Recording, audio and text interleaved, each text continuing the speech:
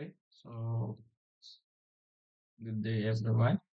We have our last lesson for chapter 11. Okay, so we have your Poisson's ratio, advanced elasticity. Okay, so introduction. When a material is no stretched in one direction, it naturally tends to thin out in the other two parallel directions. Okay. So conversely, when we compress down, okay, so it tends to bulge outward. I think may ano ako dito. Ito, meron tayong ano dito. Okay. So notice here. Okay. So lumiliit siya dun sa ano na. Okay. So we have your, when a material is stretched in one direction, it naturally tends to thin out. Tapos, papansin niyo yung class, ganito na lang, papansin niyo, okay? So, nagbabulge siya doon sa gitna. Okay? Kapag kino-compress naman natin. So, axial strain natin, yung epsilon axial, strain in the direction of the applied force. Tapos, yung lateral strain natin, strain na perpendicular to the applied force. Okay? Side convention natin, guys, we have here, tension creates the positive axial strain and the negative lateral strain. Okay, kapag tension tayo, pag tension. Tapos compression creates the negative axial strain and the positive lateral strain. Okay. Uh,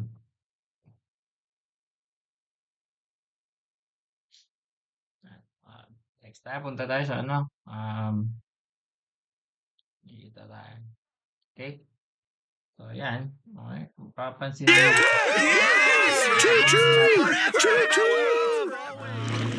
Sing, cause your mama said. She said your mama what? What your mama say, she say? I'm busy making babies, greasy babies, sliding on my gravies in the. I forgot the next part. Dang, Jake. Your body's getting thin. Hey, I got a nice bod. Yeah. Mapapansin nyo, perfect example natin ng Poisson's effect is yung si Jake the dog sa ating Adventure Time. Okay? Si Luffy kasi kapag nag-i-stretch siya ng kamay niya, same thickness or same width yung niya, yung kamay niya. Hindi katulad ni Jake na kapag nag-i-stretch siya, ay okay na okay. So hindi naman sa okay na okay. I mean na merong physics involved. Okay?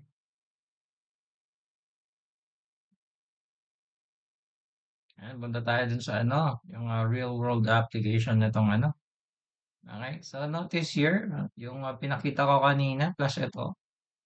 Okay. So if you take a thick rubber band and pull it out, you'll notice that it doesn't just get longer now. It gets noticeably thinner in the middle. Okay? So it's a fundamental property of solid materials governed by conservation of volume and molecular bonds. Okay? Yan. So ano nga ba yung Poisson's effect or yung ratio natin? Okay.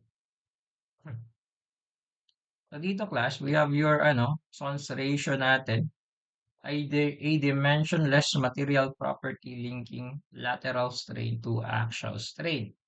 Okay? So yung negative sign natin here, yung formula natin here, may negative siya kasi yung axial natin is negative. Okay? Negative.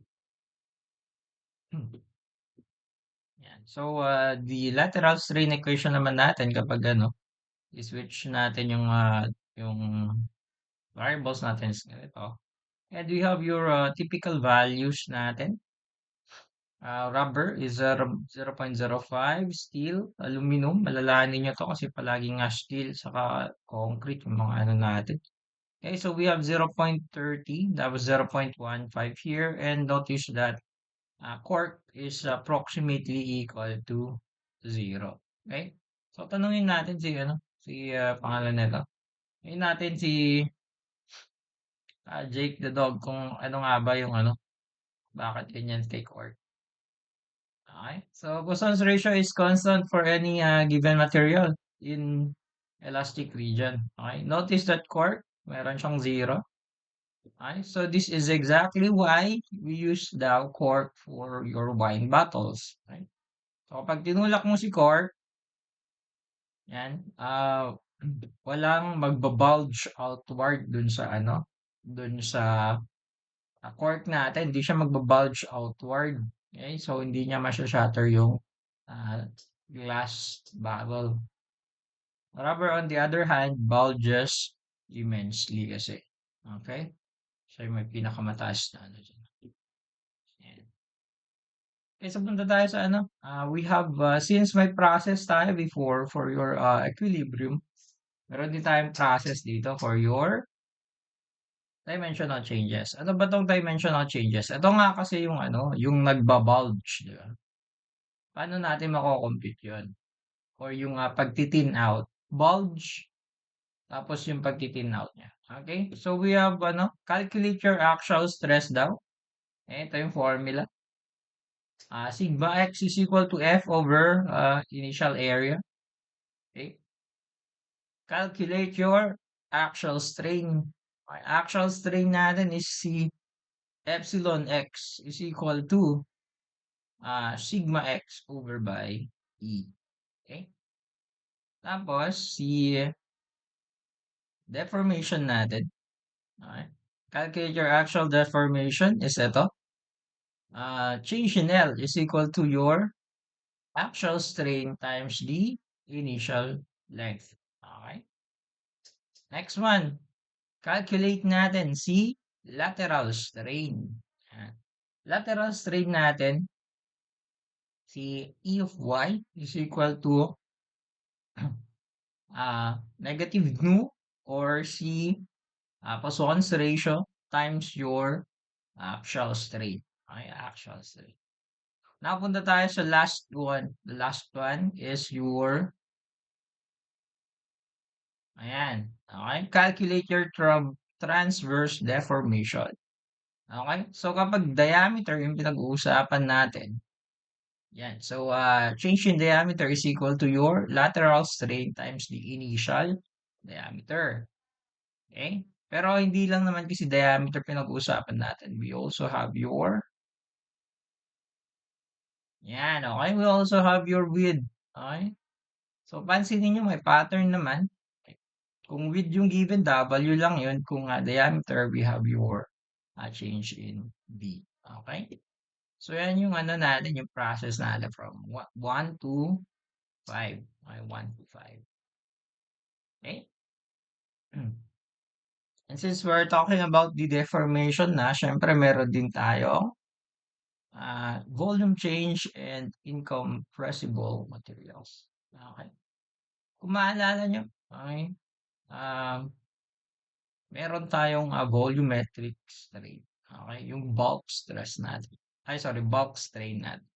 Okay? So, this is the fractional change in the total volume of the object. Pero yung volumetric strain natin, if we're going to relate it to your Poisson's ratio, ito siya. Volumetric strain is equal to your actual strain multiplied by 1 minus 2 Poisson's ratio. Okay, this is nu. Okay, nu yan ha. Nu. Small letter nu. So, yung theoretical limit natin here, if your nu or your Poisson's ratio is equal to 0.5, then the change in volume or the volumetric strain natin is 0. Okay? 0 siya. Ibig daw sabihin na materials with your nu approximately equal to 0.50, like rubber or liquids, change shape, but their total volume remains completely constant. Okay? Yan. Example na naman natin si Jake the Dog. Kasi, nag-expand yung katawan niya.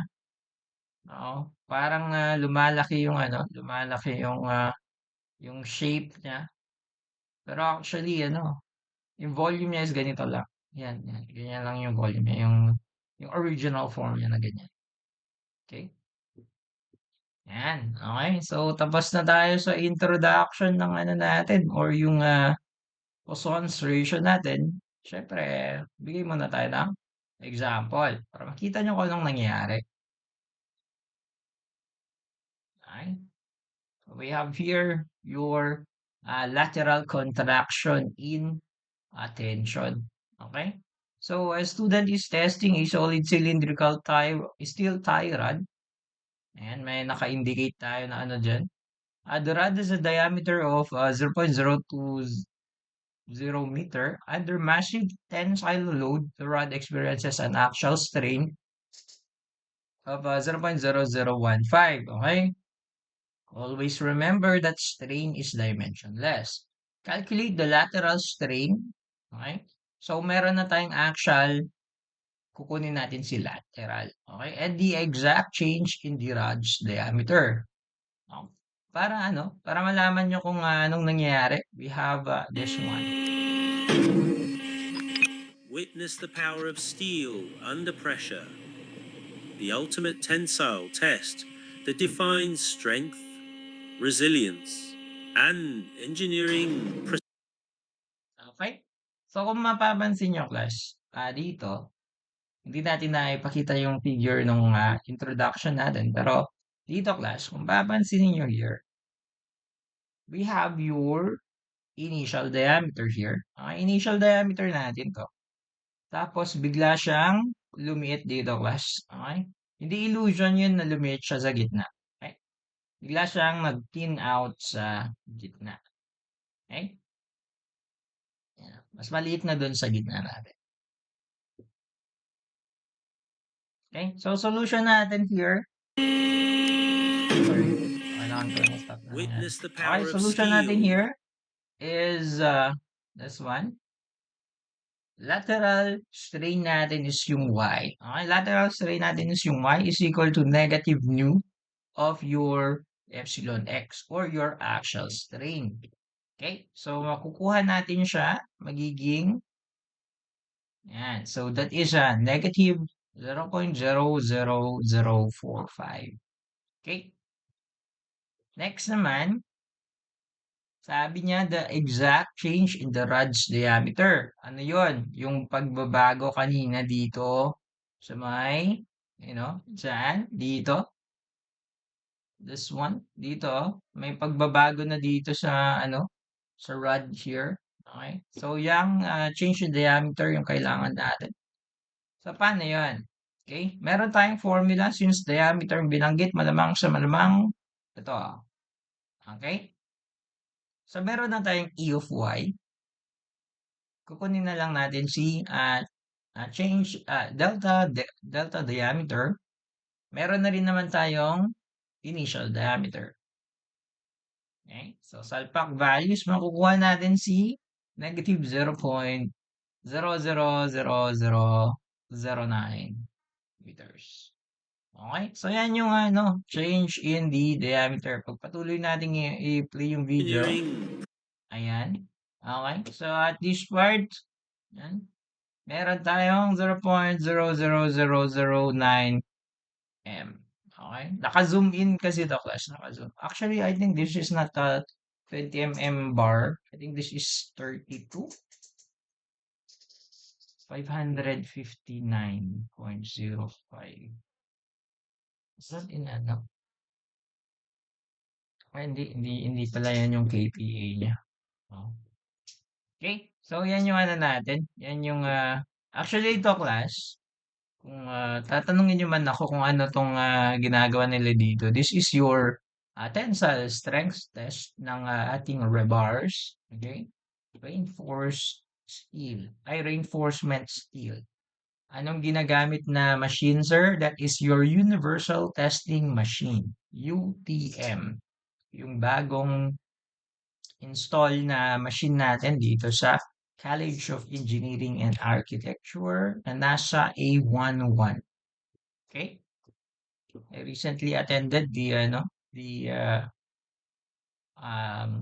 training for the lab testing of your materials using UTM last March 2 and 3. March 2 to 3, 2026. Okay? Yan. Move tayo dun sa next one. We have here determining the Poisson's ratio. Okay, so a student tests a rectangular block of new alloy. Okay, the block is 0.10 wide and 2.0 meters. Okay, the picture is not related to the problem. I'm sorry, the picture is not related to the problems given. Ngayon, okay? Pagpalagay na lang natin na ganyan. Okay? So, bale, mangyari daw, a compressive axial force creates an axial stress of negative 50.0 MPa. Ibig sabihin nun, pababa siya, paloob siya dun sa ating object. Okay? Yung kanina, hinihila natin yung object. Ngayon, kino-compress natin siya. Okay? So, sensors measure the block's length shrinking by 1.25 mm and it's with bulging outward. Okay? So, bulging outward yung sinabi na dyan, class. I notice here, wait lang natin. Notice here na, ayan. So, at this point, meron na tayong change in the width. Okay? At this point, may nag-change dun sa width na natin. Okay? Hindi ko siya napopost yan, class, kasi GIF yan. Okay, so its width is bulging outward by 0.015 mm. Calculate the E. What is E? That is your Young's modulus, and nu, that is your Poisson's ratio. Okay, so solution natin dito napakadali lang. Okay? Siyempre, kukunin muna natin yung ating, anong kailangan natin for your Young's modulus? Unang kailangan natin for your Young's modulus, class, is your axial strain. Okay? Kailangan natin yung axial strain. Yun yung pinakamadaling makuha ngayon. Bakit? May given tayo eh. Okay? Axial strain natin is your delta L over by L of 0, which is equal to 0.00625. Okay? Next naman, since may compressive axial force tayo, okay? And meron din naman tayong change in width natin. What if, kunin na muna natin si, ano tawag na to? Lateral stress. Okay, lateral strain. Okay, lateral strain natin. We have your change in width natin by 0.015 over by your initial width na 0.10 meters. Bakit ang daming zero, sir? Notice here that this is in mm. Okay? Sorry. Notice here that we have mm as our unit for the bulging of the width. So, times ano ba yan? Ay, divided by 1,000 mo pa yan. Okay? So, we have negative 0.0015. Okay? Huwag na huwag kayong magkakamali ha. mm yan, guys. Bakit natin dinivide ng 1,000? This one is given as meter. Okay? Yan. Next one. Pwede na natin calculate si E. Bakit? We have your axial strain. Okay? So, Young's modulus is equal to your compressive stress. Okay? Compressive axial stress over by your axial strain. Okay? Axial strain. So, ayan. Sir, bakit may times 10 raised to 6? Okay? Papansin natin yung given that is MPa. Ano ba ang ano natin? SI unit natin for your stress or your pressure. That is only PA. Bakit, sir? Kasi nga N over M squared is equal to PA. Okay? This is N over MM squared. Paano natin convert yan? Times 1 ay times 10 raised to 6. Okay? Magiging Pascal na to. Over by, yung value natin kanina, which is magiging 8.0 times 10 raised to 10. Ngayon, kung ayaw mong magsulat ng scientific notation that is in PA, convert mo na lang siya in GPA. Okay, that is 80, hindi siya 8 ang GPA natin that is times 10 raised to 9. Okay? This is 10 raised to 10. So, may sobrang 0. Sorry, may maiiwang 0. Kaya magiging 80.0 times, 80.0 GPA. Okay? Yan na, E. Sorry, that's Young's modulus. Dapat pala Y ginamit ko. Next one, calculate your new Poisson's ratio. Okay? Poisson's ratio natin, paano natin siya kunin? That is actually your eto over by neto. Okay? Eto over by neto. Okay? So, solution. Di ko next. Ayan. Okay? Poisson's ratio natin. Okay? So, since it is an alloy, it's an alloy, it is close to the nu of your steel. Okay? Close lang. That is 0.24. 0.30 yung ginamit natin kanina, di ba? Okay? So, that is for your solution natin for your Poisson's ratio. Okay? Baka mamaya topakin si sir. Hindi na naman niya ibigay yung kailangan niya dyan. Ay, sorry. Di pala nakikita. Adjust ako. Paano ba tayo mag-adjust dito? Ay, hindi. Ito na lang adjust natin. Ito na lang. Pagpasensyaan niya na. Ayan. Okay? So, ulitin natin. Back natin to. Okay? So, yung natin, solution natin is negative EY. And over by, sorry, that's epsilon nu of Y over by epsilon X is equal to, merong negative dito, may negative sa baba, magiging positive tayo. Ayan. So, 0.00150 over by negative of 0.000625. Okay? Next one. Medyo mahaba na yung video natin. Ayan. Okay, yung pinaka bet kong Hindi, lagay na lang natin sa taas yung mukha ko para okay. Ayan. So, we have a solid concrete pillar. Okay, the video is not related to the, to the problem, but it is a representation of what will happen. Okay? Actually, exaggeration tong nasa video natin kasi maliit siya masyado. Ang pinag-uusapan natin ngayon is a solid concrete pillar. Okay, supports a highway overpass. The pillar is under an actual compressive strain of negative. Sorry, may negative yun class may negative. Negative 0.0040. Okay, the original volume is 2.50 meters. Cubic meters. Calculate the change in volume. Okay, so play natin siya.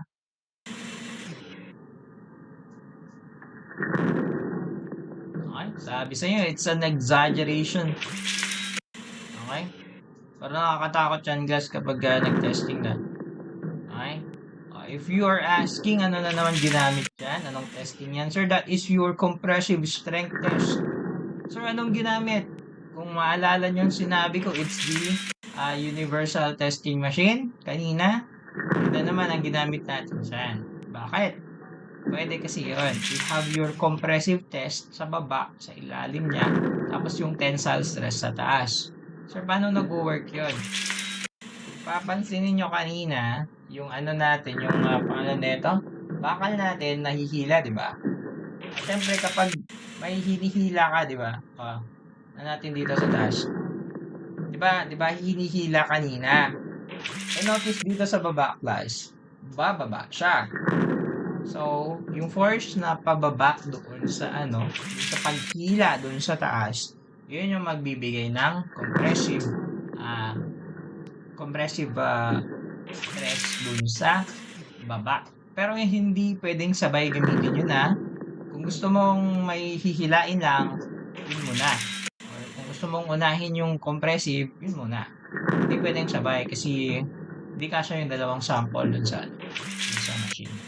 At saka yung result class is isang ano lang yun, isang test lang yung yung may preprint ng result. It's either, not both. Okay? So we have here, yan, i-pause na natin dyan part. Wait lang, hintayin natin. Okay? Yan, okay. Bakit kakalculate natin yung change in volume? Notice here that we have the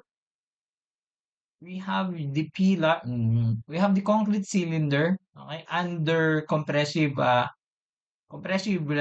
load, okay, under compressive load, compressive stress natin, nabawasan siya, class. Okay, nabawasan siya. Kaya magkakaroon tayo ng change in volume. Pero hindi ito yung sinosolve natin na masyadong madaming volume ng tanggal dito. Ito, sa may concrete pillar tayo. Okay? So, solution natin, guys. And so, we have the change in we have your, yung solution natin dun sa may volumetric strain natin kanina. Formula natin. We have your change in volume over by your VO. V0, that is your initial volume, is equal to your, this is your actual strain times 1 minus 2 Poisson's ratio. Okay, so we have your actual strain to be negative 0.00040 multiplied by the quantity of 1 minus 2 times 0.15.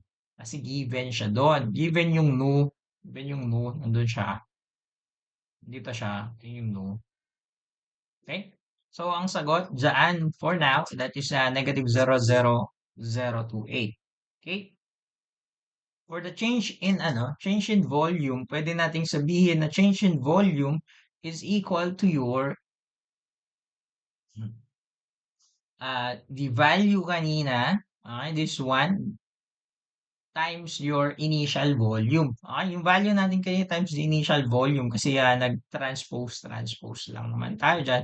Para sa mga gusto ng one-liner equation, guys, we have here, ilagay mo na lang siya dyan. Okay, ilagay mo na siya dati dyan para makuha mo na agad yung change in volume. And yung change in volume natin is this one. Negative 0.0007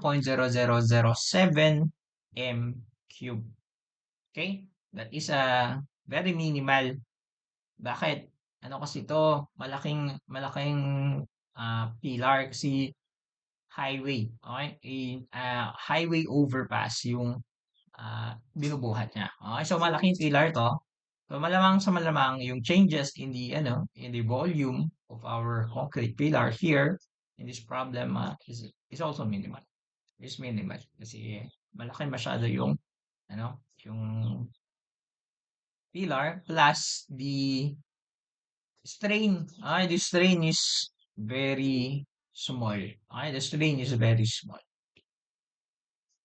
Bakit yan yung original? Actually, malaki pa rin pala. That is 2.5 cubic meter. Malaki pa rin siya. Anong next? I think wala na. Okay, so that is it for our Poisson's ratio. Okay? So, hopefully, mapanood nyo to. Yan. Okay. Well, thank you for listening. Babush.